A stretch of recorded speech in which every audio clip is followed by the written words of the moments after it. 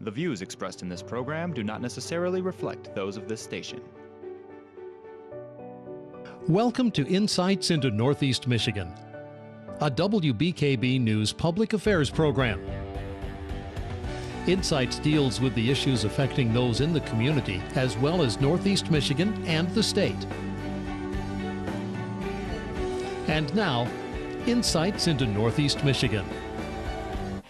So my name is Ann Gentry. I am the Executive Director of the Alpena Downtown Development Authority. So we are a part of the city that's governed by our own board, and our mission is to promote the physical, aesthetic, and economic development of our downtown. So of course economic development is kind of the core of what we do. You know, we want our downtown to thrive, we want our property values to increase, and we want to make sure that we have a vibrant center for people to enjoy. So over the years, of course, if you look at the different businesses that have come in and out of our downtown, that's kind of indicative of bigger trends nationally. Going from highly retail oriented to, looking through old board minutes when JCPenney left and, development was moving more towards the suburbs and more towards, big box stores. So that's like one trend as to why we were created, is to make sure that our downtown stays vibrant, that local businesses want to locate in the downtown, and that, we continue to thrive and have successful businesses. So, well, and we had conversation. I guess if you want me to keep going on a different angle, just let me know. No, well, and we had a conversation before, and you mentioned how the local businesses are surviving a lot longer than these big box places. How is that? Yeah, so I think a lot of people, let me think how I want to phrase this. Yeah, I guess if you look at our downtown, of course, like trends, national trends, moving towards online shopping, moving towards big box development, and now we're seeing kind of this return back to, local businesses really are the culture of our community and, the bigger employers. I was at a conference last year and there was a speaker from a nonprofit, and he said, if you view your whole downtown or your historic center as its own entity, it's actually, it creates higher taxes and it employs more people than like a big box store would. And I thought that was a really interesting point that I like to, kind of think about is, downtown isn't just 50 businesses, it's, its own entity. And, I've been working even on an employee count of the downtown, and I've only had like half the feedback. We're already at 600. Wow. So if you view it kind of as this bigger entity, parts of it can change over time.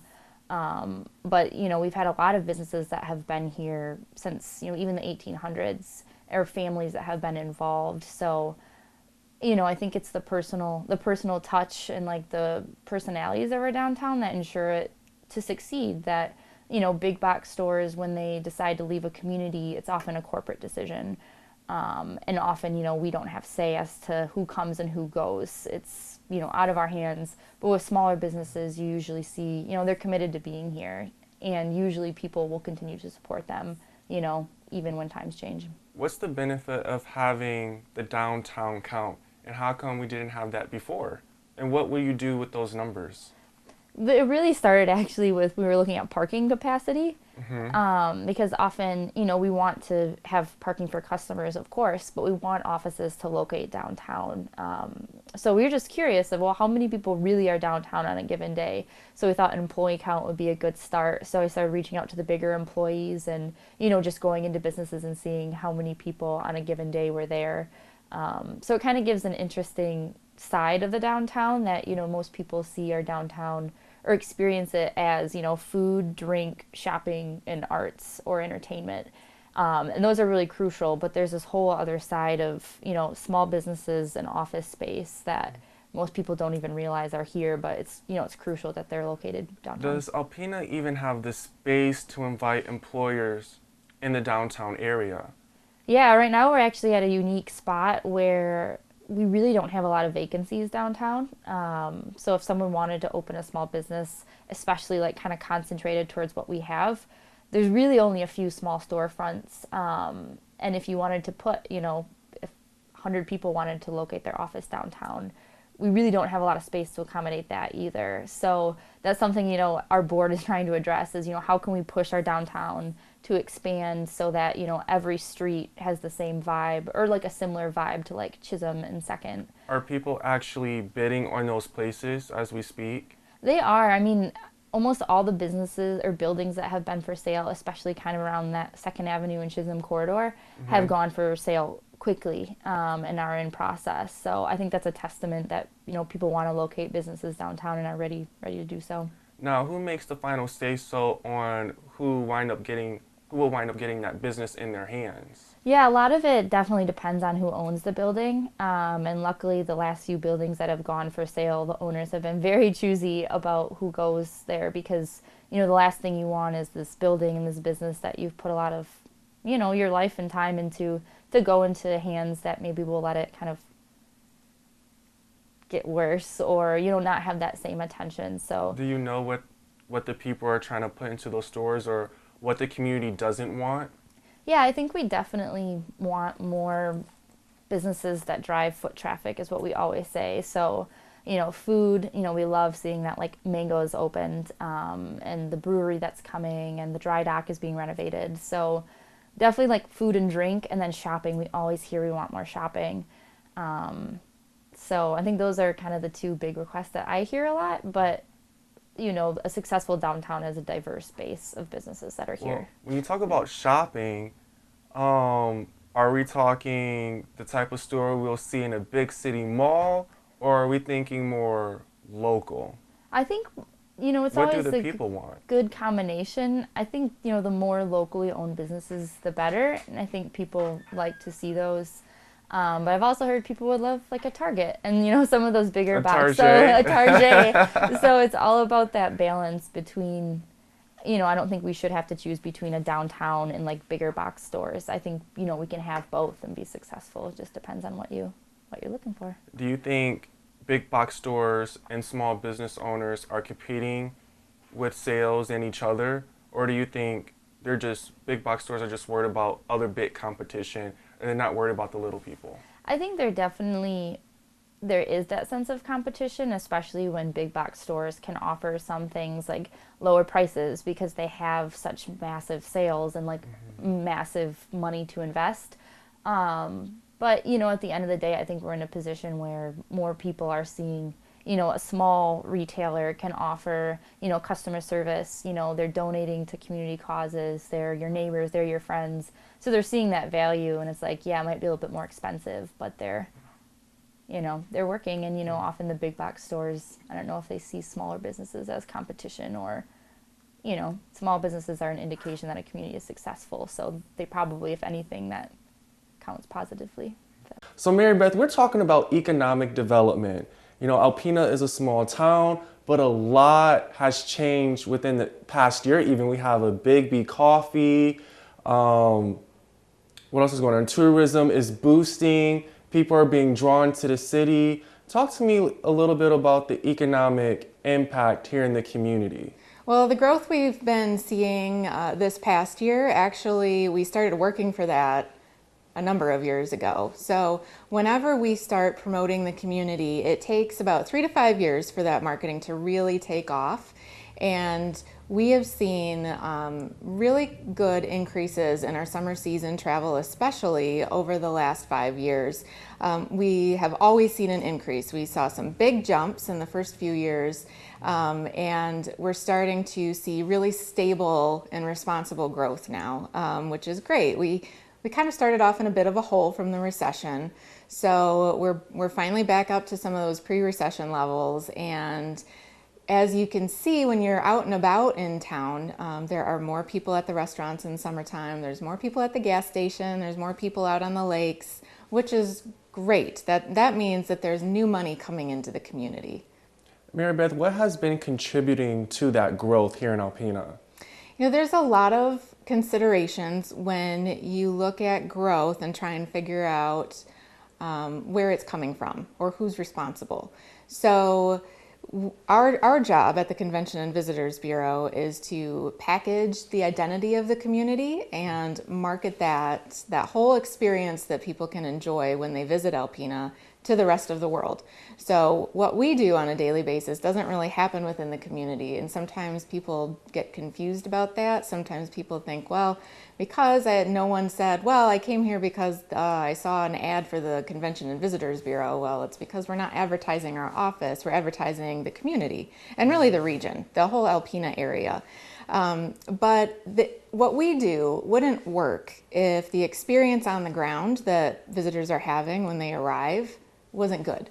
So that means that restaurant servers who are friendly and hospitable, gas station attendants who are friendly and helpful, local establishments that are clean and well maintained, lodging properties that are welcoming and comfortable, all of that creates a good visit, and all of that helps bring people back, and it helps people who do come here want to talk about it and talk about it positively when they go back home. So really, it's tourism is what's called a dispersed economy. So it means that there are a lot of different players, and they don't all talk to each other every day, but they're all working towards the same goal. So the good service that someone has at a local restaurant partners with the good service that someone has at the gas station, and partners with the good service that they have at, a hotel. And if that all matches what we're saying about the community, that's the success factor there. So there are a lot of reasons why we've been seeing this growth, and it has to do with a lot of different people, a lot of different businesses, all working together and being on the same page. If you think of yourself too, so when you're trying to pick a location to travel to for a vacation, or when you're even on a business trip and you're visiting a new place for your workplace, for part of your job, you always want that location to have some of the staples. Like, you want a place, if you get a cold, where they're going to have some over-the-counter cold medicine for you. You want to make sure that if you forgot a pair of pants, there's a place to go buy a pair of pants. But once you're in the community, you may or may not use those things. You look for what is unique to that local area. People love local flavor. And whether that means local food and cuisine, local drinks, like maybe there's a hometown brewery, or locally made crafts, we seek that out, and we do that ourselves. So when we're looking at visitor behavior, they do the same thing. So from a tourism perspective, I can see why locally grown stores are going to thrive in that environment, because people are looking for that kind of thing. And that's part of the reason why they come to a place. They come for the local culture, they come for the local flavor and flair, knowing that if they need it, that place where they can get that thing that they have in their own town is going to be right there. Tourism marketing is one end of a very long spectrum of getting new business to come to town or new residents to move to a location. The way we package and talk about the community supports the work of other entities in the community.